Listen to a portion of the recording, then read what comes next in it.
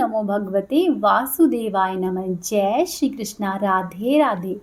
भगवान श्री हरि विष्णु की कृपा से आपका दिन शुभ और मंगलमय हो। आज आप सुनेंगे वैशाख मास महात्म्य की कथाओं में 5वां अध्याय। पूर्व काल की बात है। पांचाल देश में पुर्यशा नामक एक राजा राज्य करते थे। वे राजा अत्यधिक ही पुण्यशील और बुद्धिमान राजा भूरियशा के पुत्र थे। पिता की मृत्यु होने पर पुर्यशा राज सिंहासन पर बैठे। वे धर्म की अभिलाषा रखने वाले, शूरता, उदारता इत्यादि गुणों से संपन्न, साथ ही साथ धनुर्वेद में प्रवीण थे। उन महामती नरेश ने अपने धर्म के अनुसार संपूर्ण पृथ्वी का पालन किया। कुछ समय के पश्चात राजा का संपूर्ण ही धन नष्ट हो गया। हाथी और घोड़े बड़े बड़े रोगों से पीड़ित होकर मृत्यु को प्राप्त हुए। उनके राज्य में ऐसा भारी अकाल पड़ा जो कि मनुष्यों का अत्यंत विनाश करने वाला था। पांचाल नरेश राजा पुर्यशा को निर्बल जानकर उनके शत्रुओं ने आक्रमण किया और युद्ध में उनको हरा दिया। उसके बाद पराजित हुए राजा ने अपनी पत्नी शिखिणी के साथ पर्वत की गुफाओं में प्रवेश किया। उनके साथ में दासी और उनके कुछ सेवक भी थे। इस प्रकार से छिपे रहकर राजा मन ही मन विचार करने लगे कि मेरी यह अवस्था क्यों हुई है। मैं जन्म से और कर्म से शुद्ध हूँ। माता और पिता के हित में भी मैं तत्पर रहता हूँ। गुरु भक्त, उदार, ब्राह्मणों का सेवक, धर्म पारायण, सभी प्राणियों के प्रति दयालु, देव पूजक और जितेंद्रिय भी हूँ। फिर किस कर्म से मुझे यह विशेष दुख मिला है और किस कर्म से मुझे यह दरिद्रता मिली?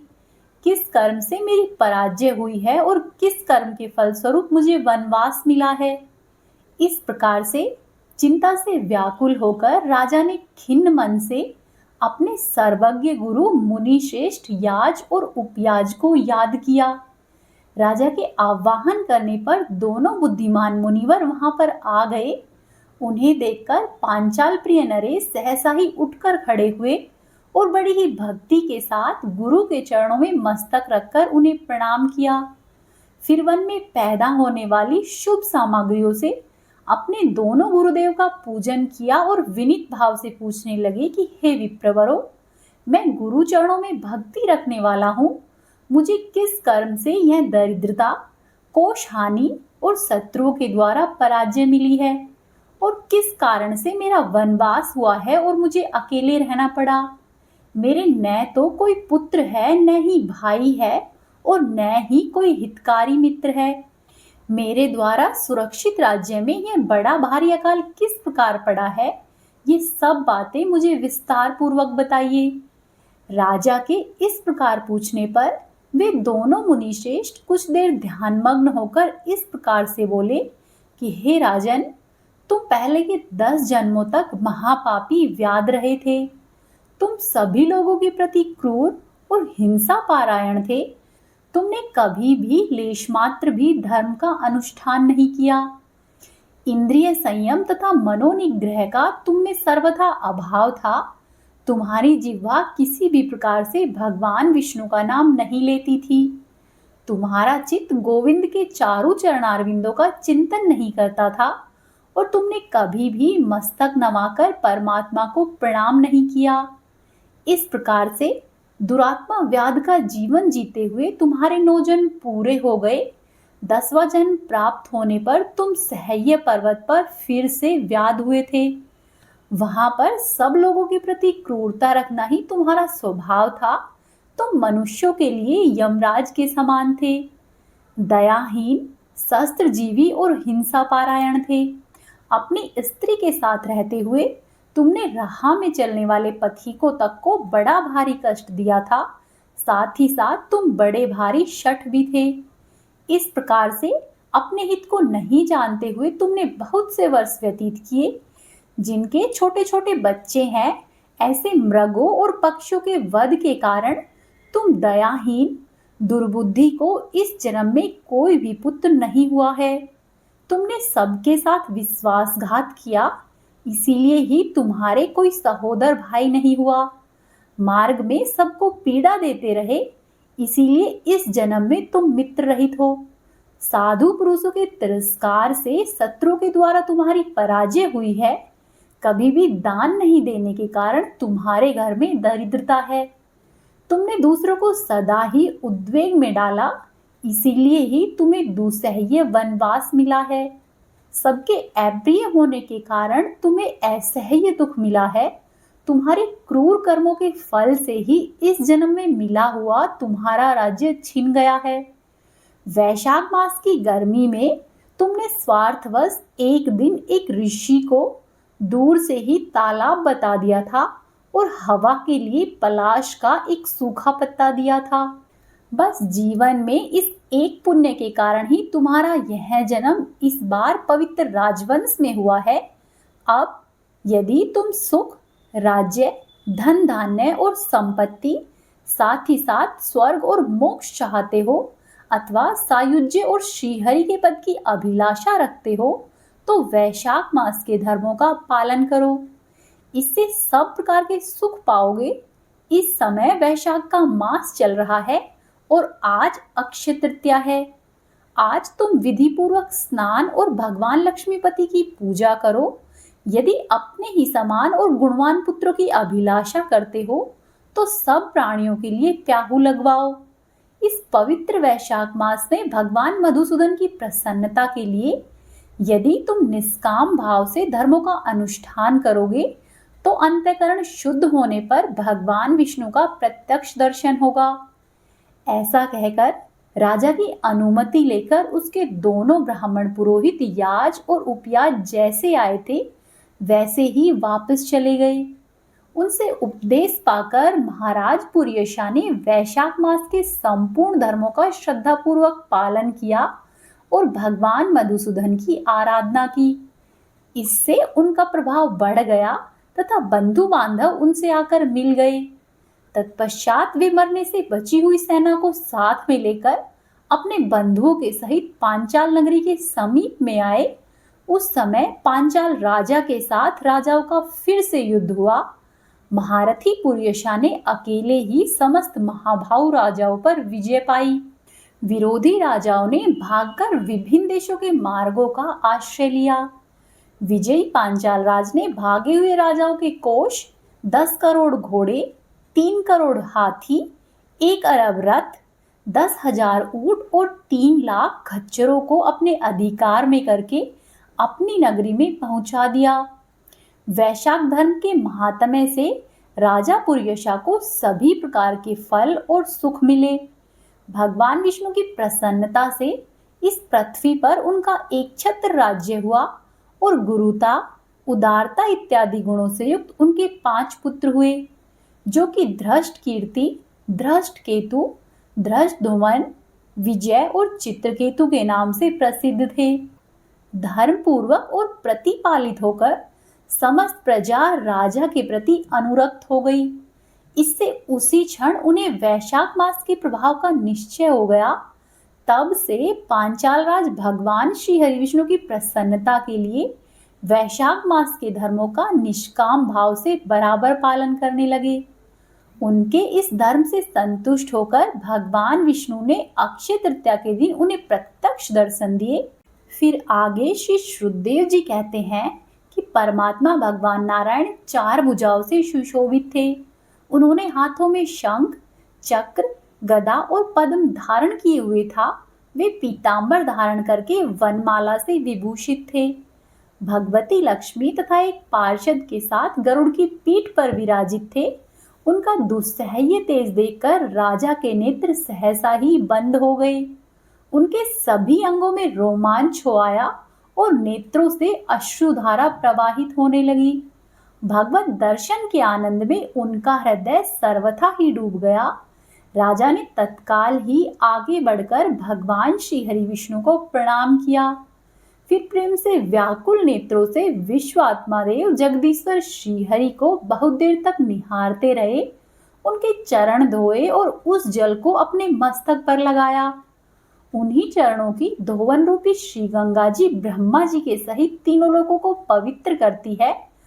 उसके बाद राजा ने महान वैभव से बहुमूल्य वस्त्र, आभूषण और चंदन से हार, धूप, दीप तथा अमृत के समान नैवेद्य के निवेदन इत्यादि से अपने तन, मन, धन और आत्मा का समर्पण करके अद्वितीय पुराण पुरुष भगवान श्री हरि विष्णु का पूजन किया। पूजा के बाद इस प्रकार से स्तुति की, जो निर्गुण, निरंजन एवं प्रजापतियों के भी अधीश्वर है। ब्रह्मा आदि संपूर्ण देवता जिनकी वंदना करते रहते हैं, उन परम पुरुष भगवान श्री हरि को मैं प्रणाम करता हूँ। शरणागतों की पाप राशि का नाश करने वाले आपके चरणार बिंदों को परिपक्व योग वाले योगियों ने जो अपने हृदय में धारण किया हुआ है, यह उनके लिए बड़े ही सौभाग्य की बात है।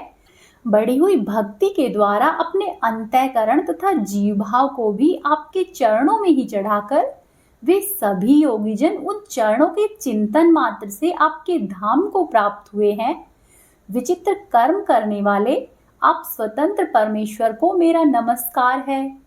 साधु पुरुषों पर अनुग्रह करने वाले आप परमात्मा को मेरा प्रणाम है। हे प्रभु, आपकी माया से मोहित होकर मैं स्त्री और धन रूपी विषयों में ही भटकता रहता हूँ। अनर्थ में ही मेरी अर्थ दृष्टि हो गई है। हे प्रभु, हे विश्वमूर्ति, जब जीव पर आप अनंत शक्ति परमेश्वर की कृपा होती है, तभी उसे महापुरुषों का साथ मिलता है, जिससे यह संसार समुद्र गोपद के समान हो जाता है। हे ईश्वर, जब सत्संग मिलता है तभी आप में मन तथा बुद्धि का अनुराग होता है। मेरा समस्त राज्य मुझसे छिन गया है, वह भी आपका मुझ पर महान अनुग्रह हुआ है, ऐसा मैं मानता हूँ। मैं न तो यह राज्य चाहता हूँ, न ही पुत्र इत्यादि की इच्छा रखता हूँ और न ही कोष की अभिलाषा करता हूँ, अपितु मुनियों के द्वारा ध्यान करने योग्य जो आपके आराधनीय चरणारविंद है, उन्हीं का नित्य सेवन करना चाहता हूँ। हे देवेश्वर, हे जगनिवास, आप मुझ पर प्रसन्न हो जाओ, जिससे कि आपके चरण कमलों की स्मृति मुझे बराबर बनी रहे तथा स्त्री, पुत्र, खजाना एवं आत्मीय कहे जाने वाले सभी पदार्थ जो कि मेरी आसक्ति है, वे सदा के लिए दूर हो जाए। हे भगवान, मेरा मन सदा ही आपके चरणारविंदों के चिंतन में लगा रहे, मेरी वाणी आपकी दिव्य कथा के निरंतर वर्णन में तत्पर रहे, मेरे ये दोनों नेत्र आपके श्री विग्रह के दर्शन करे, मेरे कान कथाओं का श्रवण करे और रसना आपके भोग लगाए हुए प्रसाद के आस्वादन में प्रवृत्त हो। हे प्रभु, मेरी नासिका आपके चरण कमलों की तथा आपके भक्तजनों के गंध विलेपन इत्यादि की सुगंध लेने में, दोनों हाथ आपके मंदिर में झाड़ू देने की सेवा में, दोनों पैर आपके तीर्थ और कथा स्थान की यात्रा करने में तथा मस्तक निरंतर ही आपको प्रणाम करने में लगा रहे। हे प्रभु, मेरे घर पर जो भी मुनि पधारे, उनके द्वारा आपकी उत्तम कथा का वर्णन तथा आपकी महिमा का गान होता रहे और इसी में मेरा दिन व्यतीत हो। हे विष्णु, एक क्षण तथा आधे पलक के लिए भी ऐसा प्रसंग नहीं उपस्थित हो जो कि आपकी चर्चा से रहित हो। हे हरि, मैं परमेष्ठी ब्रह्मा का पद, भूतल का चक्रवर्ती राज्य और मोक्ष भी नहीं चाहता, केवल आपके चरणों की निरंतर ही सेवा चाहता हूँ, जिसके लिए लक्ष्मी जी तथा ब्रह्मा, शंकर इत्यादि देवता भी सदा ही प्रार्थना किया करते हैं। राजा के इस प्रकार से स्तुति करने पर कमलनयन भगवान श्री हरि विष्णु प्रसन्न होकर मेघ के समान गंभीर वाणी में कहने लगे कि हे राजन, मैं जानता हूँ तुम मेरे श्रेष्ठ भक्त हो, कामना से रहित और निष्पाप हो। हे नरेश्वर, मुझ में तुम्हारी दृढ़ भक्ति हो और अंत में तुम्हें मेरा सायुज्य प्राप्त हो। तुम्हारे द्वारा किए हुए इस स्रोत से इस पृथ्वी पर जो भी लोग मेरी स्तुति करेंगे, उनके ऊपर मैं संतुष्ट होऊंगा, साथ ही उन्हें भोग और मोक्ष प्रदान करूंगा। यह अक्षय तृतीया इस पृथ्वी पर प्रसिद्ध होगी, जिसमें भोग और मोक्ष प्रदान करने वाला मैं तुम्हारे ऊपर प्रसन्न हुआ हूँ। जो भी मनुष्य इस तिथि को किसी भी बहाने से अथवा स्वभाव से ही स्नान, दान इत्यादि क्रियाएं करते हैं वे मेरे अविनाशी पद को प्राप्त होते हैं। जो मनुष्य पितरों के उद्देश्य से अक्षय तृतीया को श्राद्ध करते हैं उनका किया हुआ वह श्राद्ध अक्षय होता है। इस तिथि में यदि थोड़ा सा भी पुण्य किया जाए तो उसका फल अक्षय होता है। हे नृपश्रेष्ठ, जो कुटुंबी ब्राह्मण को गाय देता है उसके हाथ सब संपत्तियों की वर्षा करने वाली भुक्ति और मुक्ति भी आ जाती है। जो वैशाख मास में मेरा प्रिय करने वाले धर्मों का अनुष्ठान करता है उसके जन्म, मृत्यु, जरा, भय और पाप को मैं हर लेता हूँ। हे राजन, यह वैशाख मास मेरे चरण चिंतन की ही भांति ऐसे सहस्त्रों पापों को हर लेता है जिनके लिए शास्त्रों में कोई भी प्रायश्चित नहीं मिलता है। राजा को यह वरदान देकर देवाजी देव भगवान जनार्दन सबके देखते ही देखते वहां से अंतर्धान हो गए। उसके बाद राजा पुर्यशा सदा ही भगवान श्रीहरि विष्णु में अपना मन लगाए हुए उन्हीं की सेवा में तत्पर रहकर इस पृथ्वी पर धर्म पूर्वक राज्य करने लगे। देव दुर्लभ समस्त मनोरथों का उपभोग करके अंत में उन्होंने चक्रधारी भगवान श्रीहरि विष्णु के सायुज्य को प्राप्त कर लिया। जो भी मनुष्य इस उत्तम उपाख्यान को सुनते हैं या फिर सुनाते हैं वे सब प्रकार के पापों से मुक्त होकर भगवान श्रीहरि विष्णु के परम पद को प्राप्त होते हैं। तो ये थी आज की कथा। उम्मीद है आपको पसंद आई होगी।